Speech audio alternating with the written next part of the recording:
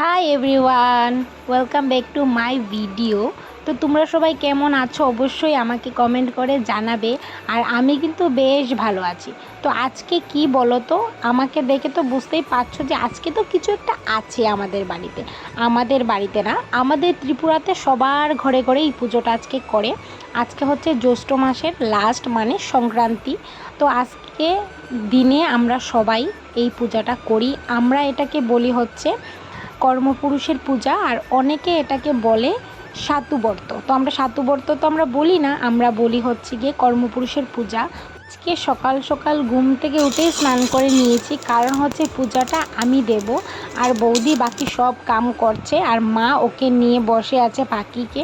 তো বৌদি বাইরের সবগুলা কাম যত আছে সবগুলা বৌদি করে নিচ্ছে, তার জন্য আমি পূজাটা দিয়ে নেব। কারণ বৌদি একা হাতে তো করতে পারবে না, তার জন্য আমি পূজা দেবো, আর বৌদি বাইরের যত কাম আছে সবগুলো সেরে নেবে। ওকেও স্নান করাতে হবে, খাওয়াতে হবে। তো আমি স্নান করার পর দেখতেই পাচ্ছ ফুল টুল নিয়ে চলে এসেছি।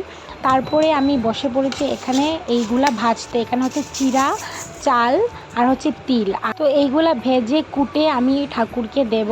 অনেকে আরও অনেক কিছু দেয়, তো আমরা এই তিনটা জিনিসই দেবো। আর এখানে ও আর মা বসে বসে দেখছিল, আমি এখানে কুটে নিচ্ছিলাম সবগুলা। মা তো স্নান করেনি, কারণ ওকে তো একজন রাখতে হবে। বৌদিও কাজ করছে, আমিও এখানে পূজার কাজ করছিলাম।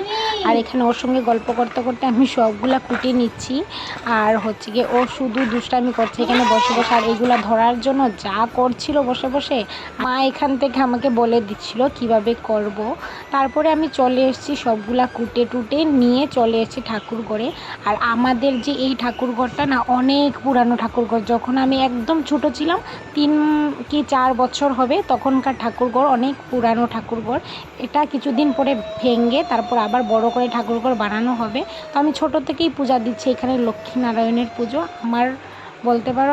আমি এই পূজাটা না দিলে আমার হয়ই না, দিনই শুরু হয় না যদি আমি লক্ষ্মীনারায়ণকে পুজো না দিই। তার এখানে বসে বসে সবগুলা কেটে নিচ্ছিলাম। তো পুজো তো প্রায় শেষের দিকে চলে এসছে।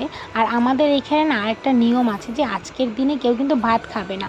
আর এখন তো আর আগের মতো আর কেউ থাকতে পারে না ভাত নিয়ে খেয়ে, এইসব খেয়ে তো থাকতে পারে না। আর অনেকের অনেক রকম প্রবলেম থাকে, তার জন্য নিরামিষ ভাত খেয়ে নেয় সবাই রাতে। তো তোমাদের এখানে কিভাবে করো অবশ্যই আমাকে কমেন্ট করে জানিও। ভিডিওটা কেমন লাগলো এটাও বলবে। তো আজকের মতো এখানেই ভিডিওটা শেষ করে নিচ্ছি।